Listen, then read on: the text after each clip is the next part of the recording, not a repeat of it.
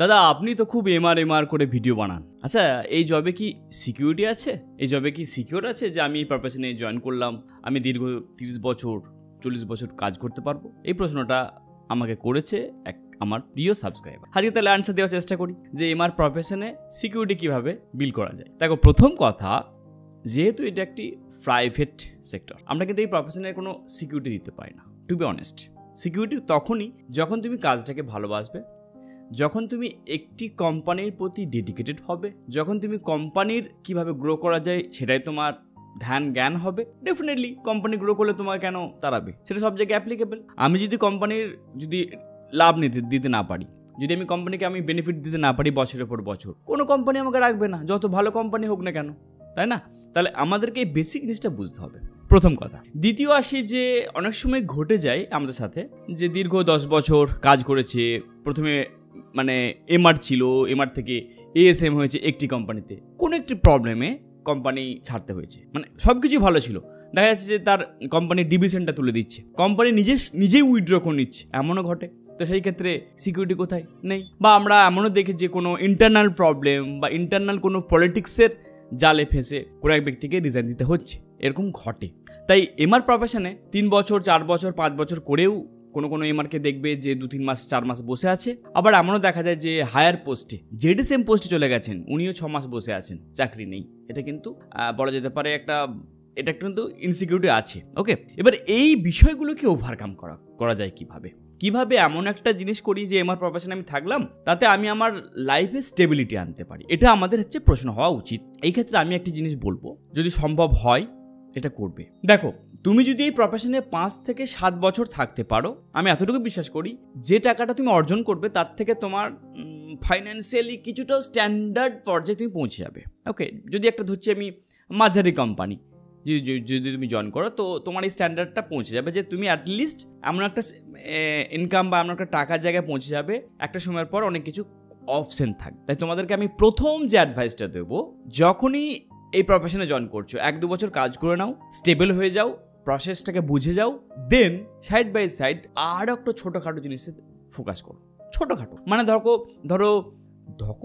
ধরো যে তুমি 2 বছর বা 3 বছর কাজ করে 2 লাখ টাকা জমাতে পেরেছো, তো সাইড বাই সাইড এই 2 লাখ টাকা দিয়ে এমন কোন একটা জায়গায় ইনভেস্ট করো যেটা তোমার রিটার্ন দেবে। বা আমি আরেকটু বড় করে বলি, এক্সাম্পল দিই, ধরো তুমি 7-8 বছর কোম্পানিতে কাজ করেছো, তোমার কাছে ধরো 15 লাখ টাকা জমে গেছে সাপোজ, আচ্ছা ছেড়ে দাও, বেশি বলে ফেললাম, 10 লাখ টাকা জমে গেছে। এবার 10 লাখ টাকা জমে গেছে, তুমি দেখলে যে তোমার যেখানে বাড়ি সেখানে একটি রুম বিক্রি হচ্ছে, যেটা তো মার্কেটে একটি রুম বিক্রি হচ্ছে, যার মূল্য 10 লক্ষ টাকা রেখেছে কোনো একটা মালিক।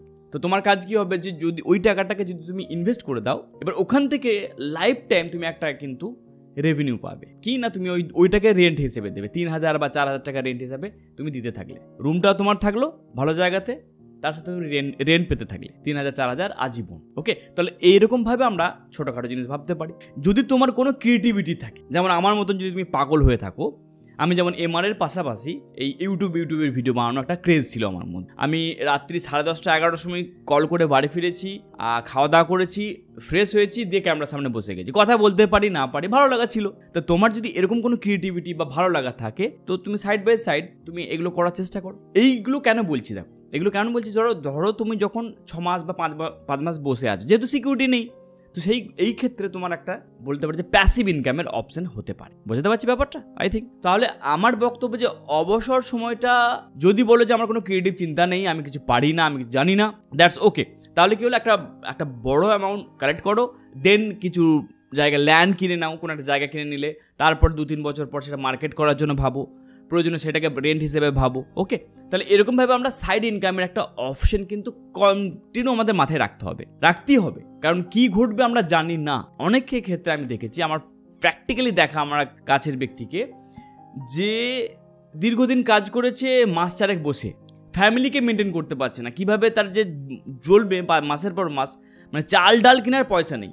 হ্যাঁ, তো এর কারণটা কি, বিকজ তার যে সোর্স অফ ইনকামের অপশন করতে পারেনি। এরকম অনেকের সাথে ঘটে। শুধু আমরা এমআরের উপর ডিপেন্ড করবো না বর্তমানে। ওকে, আমরা কিন্তু একদম সাইলেন্টভাবে আমরা সাইড বাই সাইড অন্য কোনো একটা জবের অপশন করতে পারি। আমার মেন কাজটা থাক, এমআর প্রফেশন আমার থাক, তার সাথে আমি অন্য কিছু ভাবা। এটা দেখো তোমার কোনটা আইডিয়া আসছে। যদি বলো যে কোনো আইডিয়া পাচ্ছি না আমার সাথে কথা বলতে, নো প্রবলেম, ডেসক্রিপশনে আমি লিঙ্ক দিয়ে দেবো, লিঙ্কে ক্লিক করে আমার সাথে কথা বলার জন্য সিট বুক করো। অনেকগুলো আইডিয়া আমরা একসাথে বসে আলোচনা করতে পারি। ওকে, চলো এবার আসছি যে আর কি করতে পারি। 2 নম্বর পয়েন্ট, এখানে কি করতে পারি যে আমাদের যখন একটা টাকা, ধরো আমি ধরলাম যে মাসে আমার 40,000 টাকা আসছে, সাপোজ একদম ইন হ্যান্ড 40,000। ওকে, অনেকের হয়।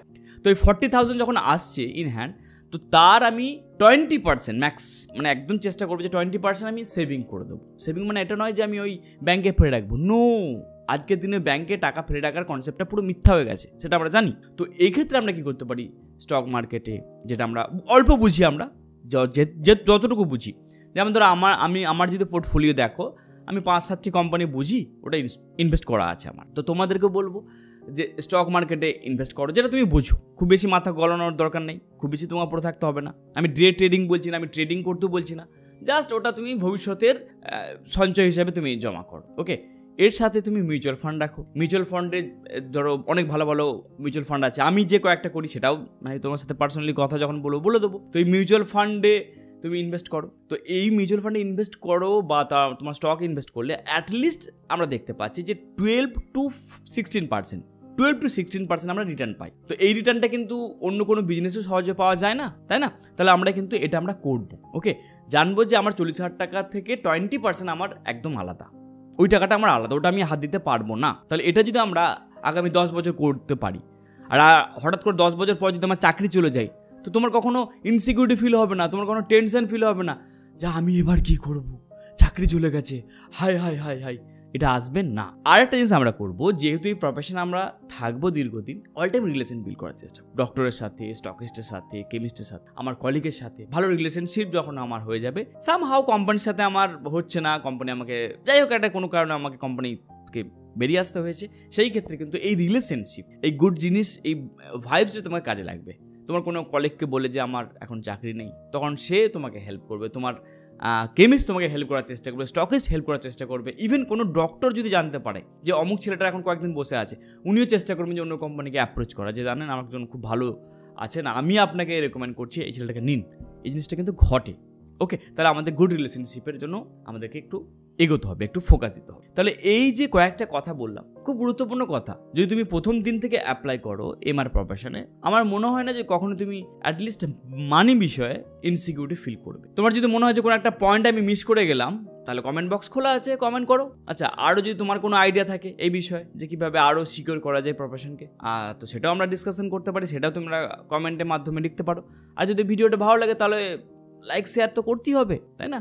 আর এই ধরনের এমআর সংক্রান্ত ভিডিও পাওয়ার জন্য সাবস্ক্রাইব না করলে কিন্তু আলটিমেট তোমারই ক্ষতি, কারণ এরকম ভুল ভিডিও তুমি সহজে পাবে না। পরের ভিডিওতে আবার দেখা হচ্ছে।